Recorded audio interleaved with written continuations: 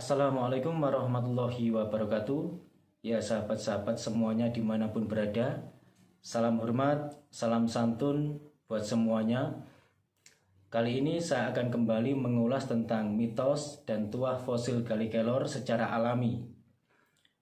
Galli Kelor memang sejak zaman dahulu hingga sekarang masih tetap digandrungi, khususnya di kalangan masyarakat Indonesia, baik dari kalangan bawah, menengah, dan kalangan atas. Untuk jenis fosil Galli Kelor sejak zaman dahulu hingga sekarang disebut sebagai rajanya fosil kayu bertuah.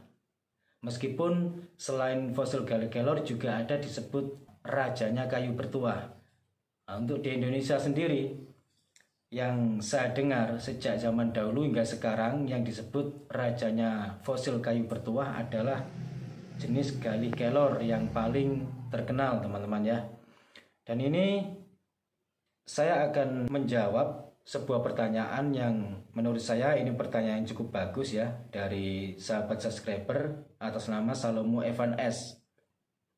Yang inti dari pertanyaannya, Galli Kelor mitosnya untuk kewibawaan dan karisma. Apakah fosil Kelor mengandung unsur pengasihan? Karena kedua karakter itu kan bertolak belakang antara kewibawaan dan pengasihan. Ya. Oke, langsung saja saya jawab dari pertanyaan saudara Salomon. Untuk jenis fosil Galli Kelor, memang selain tuah-tuah yang mengandung unsur kanuragan, keselamatan, juga dikenal atau dipercaya memiliki tuah kewibawaan dan pengasihan. Memang kewibawaan dan pengasihan ini adalah sesuatu yang bertolak belakang, tidak sinkron antara kewibawaan dan pengasihan. Itu teman-teman ya, logikanya memang begitu. Nah, itulah uniknya fosil Galli Kelor dibanding fosil-fosil kayu lainnya. Meskipun fosil-fosil kayu lainnya juga mempunyai kelebihan, karena setiap apapun yang diciptakan di muka bumi ini mempunyai kelebihan masing-masing. Untuk jenis fosil Galli Kelor, selain untuk kewibawaan, juga bisa sebagai sarana atau dipercaya sebagai sarana pengasihan juga. Karena fosil Galli Kelor mempunyai keistimewaan yang tidak dimiliki kayu-kayu lainnya atau fosil lainnya, meskipun fosil kayu lainnya juga memiliki keistimewaan yang tidak dimiliki oleh fosil Galli Kelor. Begitu teman-teman. Akan tetapi keunikan dari fosil Galli Kelor ini, selain mempunyai energi secara alami yang arahnya pada efek kewibawaan dan pengasihan yang dikatakan bertolak belakang ini tetap bisa sinkron. Itulah uniknya fosil Galli Kelor. Karena setiap fosil Galli Kelor yang sudah kita pakai lama, katakanlah 1 tahun, 2 tahun, bahkan puluhan tahun, itu bisa menyatu dengan pemiliknya atau bisa selaras dengan pemiliknya sesuai dengan pikiran dan hati pemakainya atau pemiliknya. Jika dalam pikiran dan hati si pemakainya cenderung ingin mendapatkan energi secara alami yang bersifat pengasihan, maka yang disinkronkan kepada pemakainya akan condong ke pengasihannya.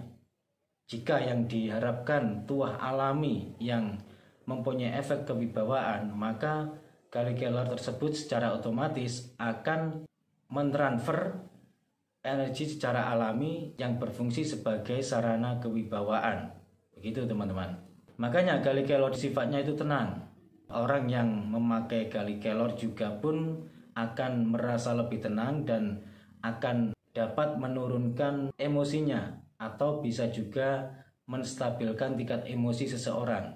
Sehingga Galli Kelor tersebut tidak terlalu memfokuskan atau tidak terlalu menonjolkan tuah secara alami atau energi alaminya yang kewibawaan atau pengasihan. Galli Kelor itu bisa dikatakan apa ya bahasanya? Fleksibel lah. Nah, begitu. Jadi energi yang tidak kasat mata itu juga bisa kita kendalikan. Dalam artian kita niatnya untuk difungsikan sebagai pengasihan atau kewibawaan. Begitu teman-teman.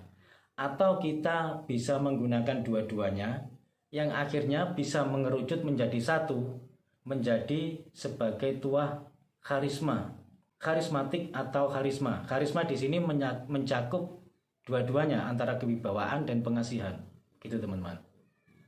Makanya di sini saya sangat menyukai dengan fosil Galli Kelor dikarenakan alasan yang saya sebutkan tadi. Oke teman-teman, semoga ulasan singkat dari saya ini bisa dipahami. Kalaupun ada pendapat lain dan mungkin masih ada pertanyaan-pertanyaan yang diutarakan, silahkan di kolom komentar. Cukup sekian dulu dari saya, kurang lebihnya saya mohon maaf, cuma itu yang bisa saya sampaikan.